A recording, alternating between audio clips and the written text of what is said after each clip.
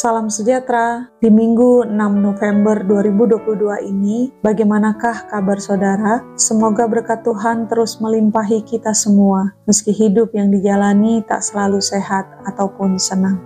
Bagi saudara yang hari ini bertambah usia, yaitu Bapak Yosias Sualang, Tiur Masari Manalu, dan Kiana, selamat bersukacita mengecap kebaikan Tuhan di anugerah pertambahan usia ini. Kini saatnya kita merenungkan firman Tuhan. Karena itu, mari berdoa. Bukalah telinga kami untuk mendengar suara-Mu ya Tuhan. Arahkanlah hati dan pikiran kami untuk mengerti, dan pandulah kami di dalam Roh Kudus-Mu untuk menghayati firman-Mu dalam laku nyata di kehidupan kami hari lepas hari. Amin.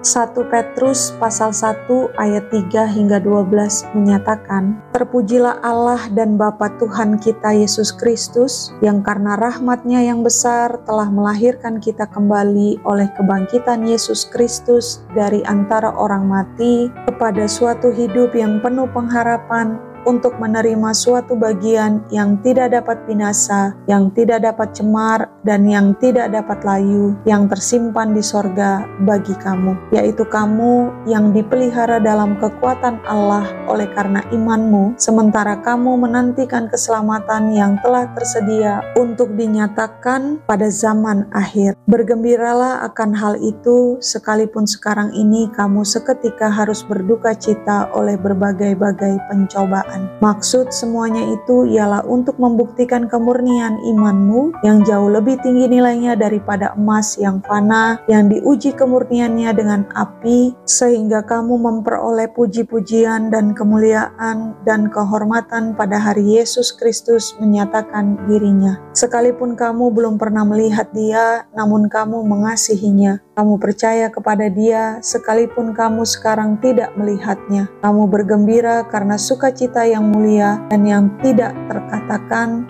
karena kamu telah mencapai tujuan imanmu, yaitu keselamatan jiwamu. Keselamatan itulah yang diselidiki dan diteliti oleh nabi-nabi yang telah bernubuat tentang kasih karunia yang diuntukkan bagimu. Dan mereka meneliti saat yang mana dan yang bagaimana yang dimaksudkan oleh Roh Kristus yang ada di dalam mereka, yaitu Roh yang sebelumnya memberi kesaksian tentang segala penderitaan yang akan menimpa Kristus dan tentang segala kemuliaan yang menyusul sesudah itu. Kepada mereka telah dinyatakan bahwa mereka bukan melayani diri mereka sendiri, tapi melayani kamu dengan segala sesuatu yang telah diberitakan sekarang kepada kamu dengan perantaraan mereka yang oleh Roh Kudus yang diutus dari sorga menyampaikan berita Injil kepada kamu, yaitu hal-hal yang ingin diketahui oleh malaikat-malaikat." Demikianlah pembacaan Alkitab.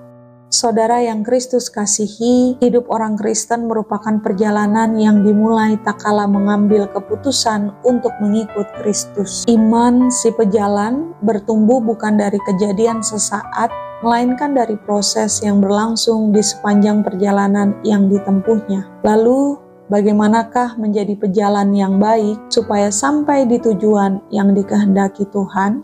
Bagian firman Tuhan hari ini memberikan petunjuk bagi kita, yaitu bangunlah harapan sebagai bekal hingga sampai di tujuan. Sebab orang-orang yang dilahirkan kembali oleh Kristus memiliki harapan dan hidup berpengharapan.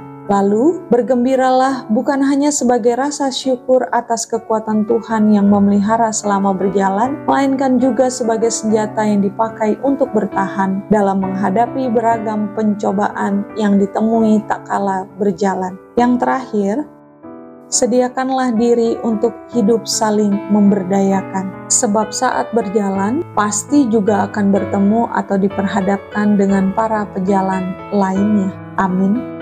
Mari berdoa. Ya Tuhan Maha Kasih, kami bersyukur atas kasih-Mu yang membuat kami masuk di hari baru ini. Kiranya Engkau berkenan memandu perjalanan iman kami di waktu ke depan, agar catatan kehidupan kami ini berisi perilaku hidup yang memuliakan dan menyenangkan hati-Mu. Dalam nama Kristus, Sang Firman yang hidup, kami berdoa dan memohon. Amin. Selamat hari Minggu, Tuhan beserta kita sekalian.